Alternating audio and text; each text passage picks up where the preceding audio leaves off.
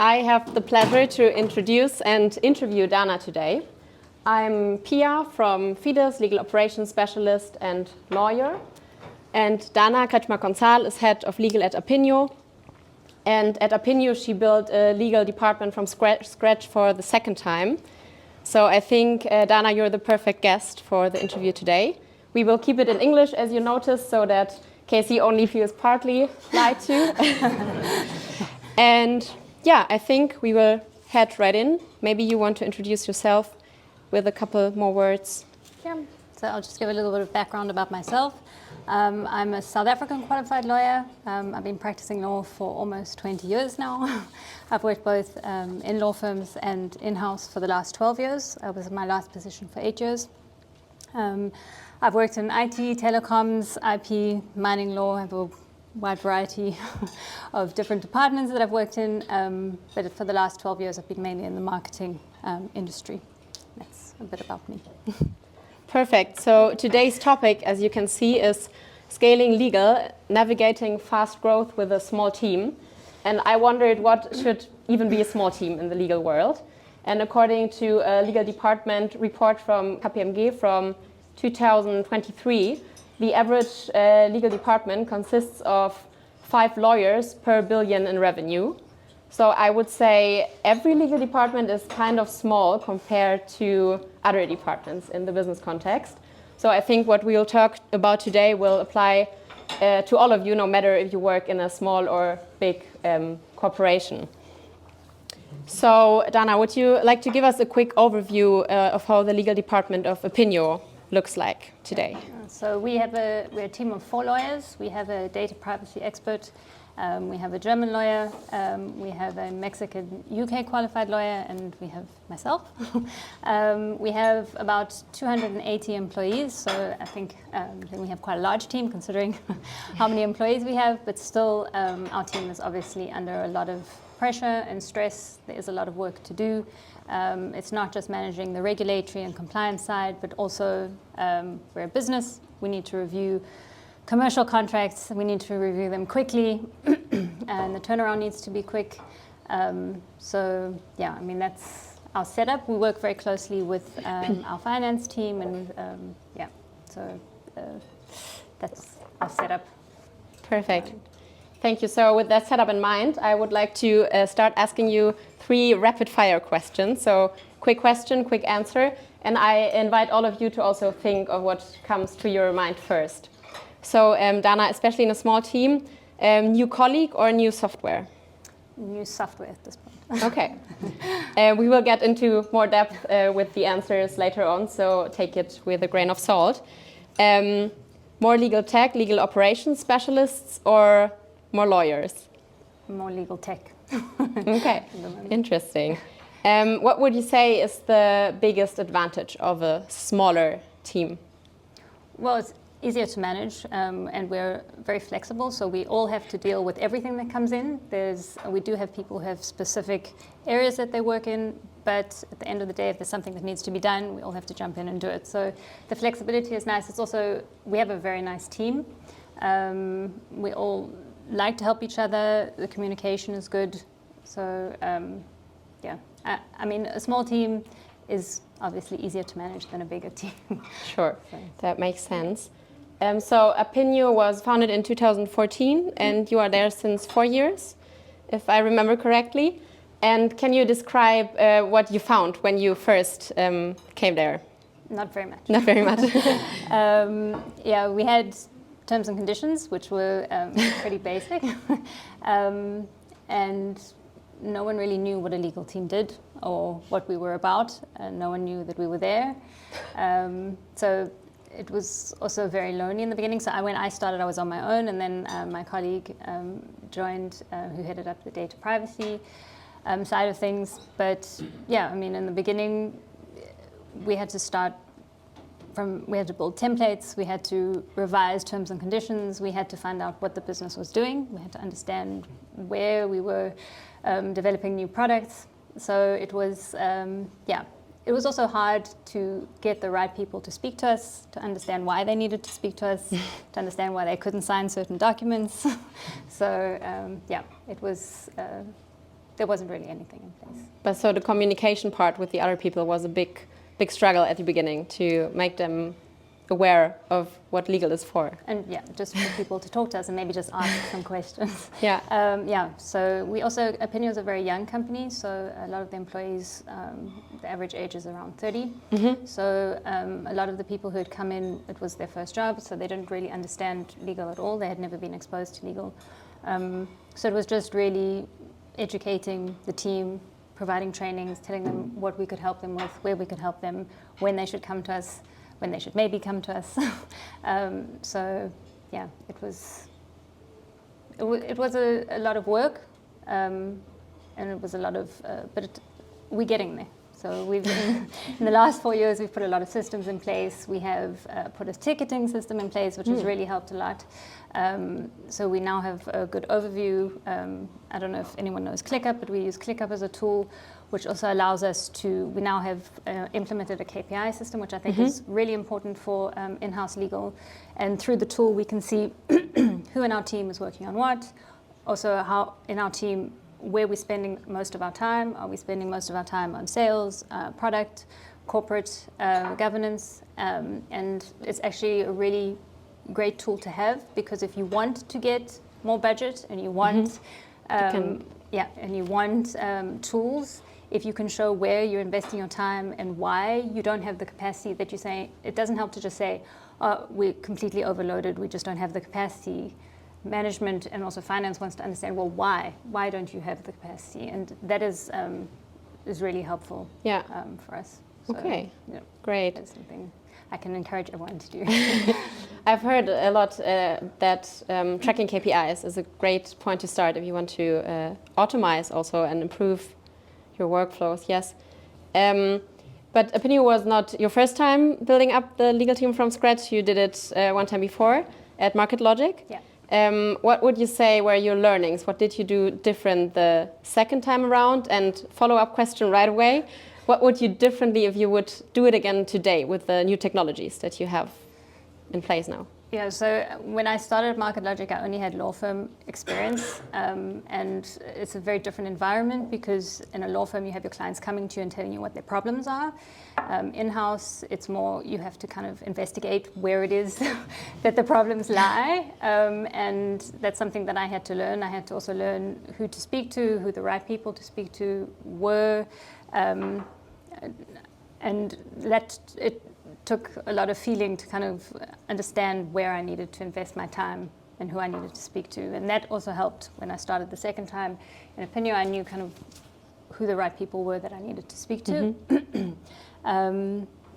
If I were to do it now, I would definitely use more AI to an extent, especially with building our templates, because when I started in both roles, we had no templates at all. We also have, at Appinio, we have 5 different companies, and we need different, for example, just a standard NDA. We need different NDAs, different T's and C's, depending on which jurisdiction we are in. And just doing kind of the manual work that we did before, where we had to make sure that the right entity is referred to and those kind of things, we can deal with that a lot quicker now than we could then. So definitely I would use, to an extent, I'm still also a little bit weary when it comes to AI. I have trust issues still. So I always feel I do use it, and our company encourages us to use AI, and we've been told that going forward we should use AI first before we do anything else. So that's kind of the environment that we're in. But yeah, even though I have trust issues, I do use it on a daily basis, and we have a great. I have a great colleague who is very into legal tech, and she's created some great prompts for us to use for reviewing NDAs, which are the worst work that we do. So when you but we always have to make sure, especially when it comes to the US, that there aren't certain things in there that shouldn't be in there. That's the kind of the jurisdiction that I find the most difficult in terms of contract review. Yeah, we definitely use AI every day. I mean, I actually use it every day, a lot.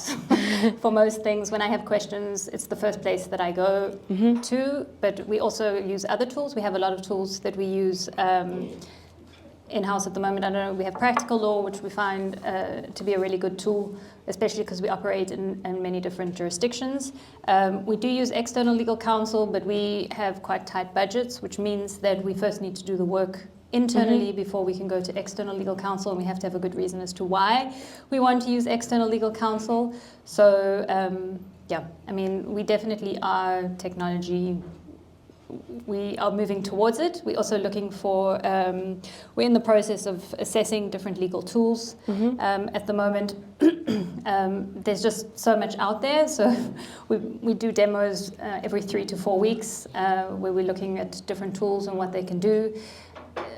The thing is also, we want a return on investment on time, because when we get a new tool, we have to first implement the tool, we have to do the onboarding. Takes time. Yeah, and all of those things take time. And you don't want to use a tool or start with a tool and then realize 6 months down the line that, oh, well, maybe this wasn't the best tool. That might still happen. But we want to be quite careful about the tool that we do use, because you had asked the question before, would we use legal tech or would we hire an employee?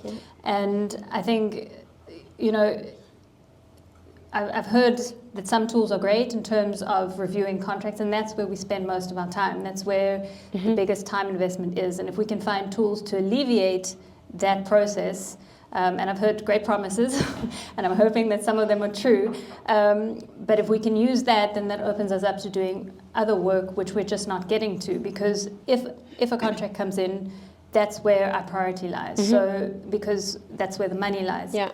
And there's a lot of stuff that gets left behind in the process, because, and important things, like I've been trying to get a sales playbook out for the last 9 months, but I'm just not getting to finish it because all these other things come in. Or if there's a data privacy breach or whatever it might be, or something urgent that comes in, those are the things that we deal with first.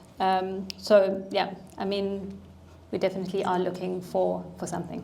So would you mind walking us through the decision-making process when you decide, okay, this is a use case for a technology, there are some solutions in the market? How would you go further? Just booking demos, listening to it? Is it like one person in your team that's responsible for figuring out what might fit best, or do you just go with the flow and look for it case by case? No, we're definitely actively looking for something, and our whole team does it, mainly because it also takes a lot of time to look for the tool. The demos are sometimes an hour, that's an hour out of your day. Then you have to also think, you then have to kind of digest what they've told you about the tool. In terms of what kind of tool we're looking for, we definitely would like to find something that allows us to manage the contract lifecycle and also contract review. I mean, for that's our main goal at this point, because that's what's taking up most of our time, and that's what's also giving us a little bit of a bad rep, because obviously we can only review contracts so quickly, and depending on the complexity of the contracts, that also speeds up the time. And our sales teams, I mean, they're great at what they do, and one of the things that they're really good at is pushing hard and wanting their contracts to come first. And it's also, you know, we have to kind of, at the moment, manage those expectations. But if we could alleviate that, instead of taking a day or two to review contracts and being able to do it in half a day, that is not only good for us, but it's also good for the business. Yeah. So you have the day-to-day work, you're looking for new technologies, onboarding them, you have pressure from all the other departments. We heard it from Casey, more and more, faster.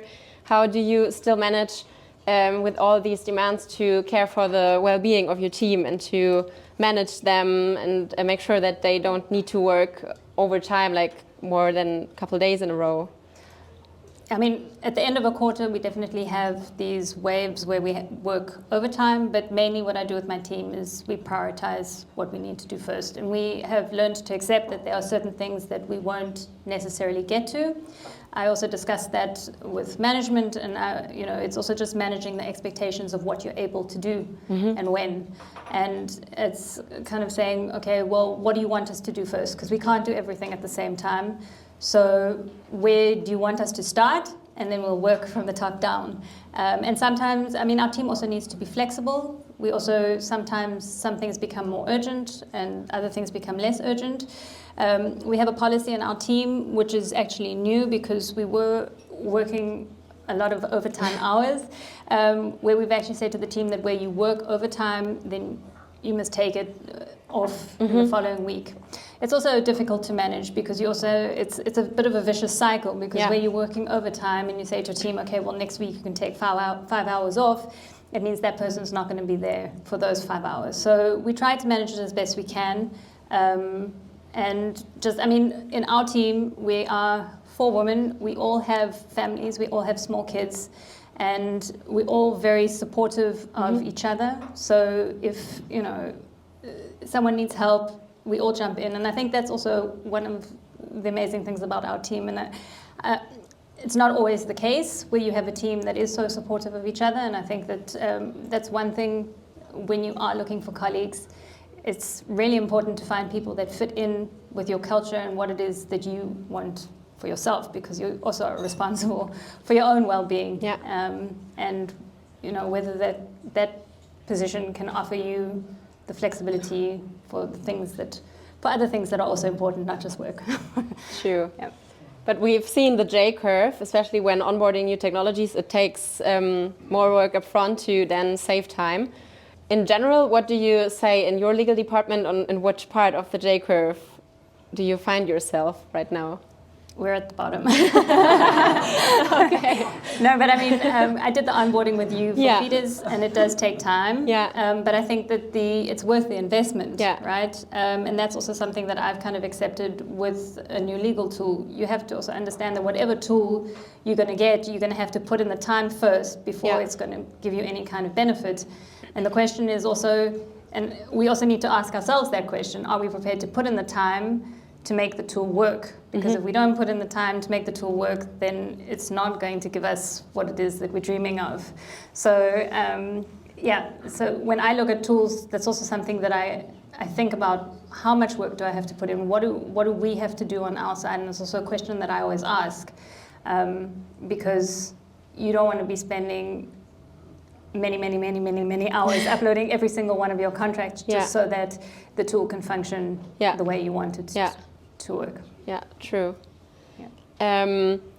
So do you think that the legal department implementing more technology and more AI makes it more loved by the other departments? Does it have a better standing due to that, or? At our company, yeah. I don't know. I mean, I think that we have to be open to using new tools. I think, and also it does benefit us to an extent. We just have to know where we have to cut it off and say, okay, well, actually, AI or technology is not going to help me here. We actually have to do the work ourselves. But I think the idea is that technology takes away the slug work, where we spend a lot of time doing administrative things that we would rather not be doing, like recording the effective date in an agreement and when the agreement is going to terminate and all of those things. If you have a tool to put all that information in, that the sales team, finance, legal, all the teams can use so that we know where we stand, then that just makes our lives a lot easier. Instead of having